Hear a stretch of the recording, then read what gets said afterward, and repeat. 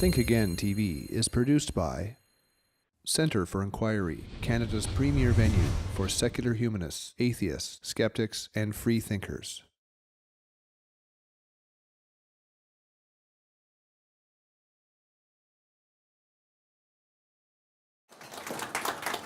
Thank you so much for being here. In the interest of time, I'm just going to dive right into this. We're joined by two of the brightest lights of our movement this morning, Professor Richard Dawkins and Professor Lawrence Krauss.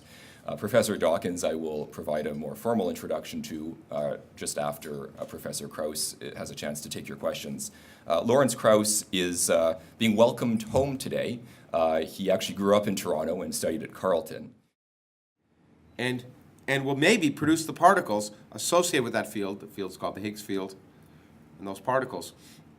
And so one of the purposes of the Large Hadron Collider was to discover those particles by slapping empty space hard enough. It's really a kind of a S&M machine. And I was sure they wouldn't see them. It just seemed like such a slimy, simple explanation. It seemed too good to be true to me. And that's why I was so surprised that that explanation is actually true. These particles exist.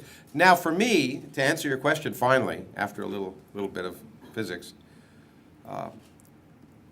the idea that these fundamental scalar particles can exist changes for me the entire picture of trying to understand fundamental physics. And I've been thinking lately a lot about the implications that may have for the dark energy that governs the universe. It opens up for me a whole range of explanations before that I hadn't considered, because I just thought the Higgs explanation was just too simple. And nature always surprises us. And this, it just seemed crazy that we would guess the simplest answer and it worked out. And so I guess I was surprised, as I am by being surprised. So that's a short answer to your question. Yeah.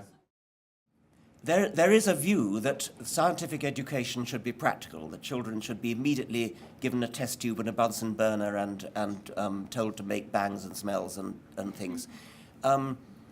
I do find a bit of a mismatch between that and the Carl Sagan or at the site of a galaxy approach. And I'm for the Carl Sagan approach rather than the Bunsen burner approach. We do need the Bunsen burner approach in order to educate a generation of children who will become practical scientists, and we need to have scientists. But there's an analogy, I think, with music here. You can become a lover of music and a well-informed, educated lover of music, actually quite knowledgeable about music, without ever learning to play an instrument, without having to go through the discipline of five-finger exercises on the piano or violin or something. And I think that perhaps we need to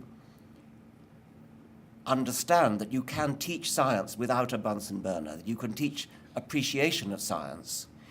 And students who are not becoming specialist scientists do need to have science appreciation courses which open their eyes to the wonder and the glory of the world in which they live, the universe in which they live, as seen through the eyes of science.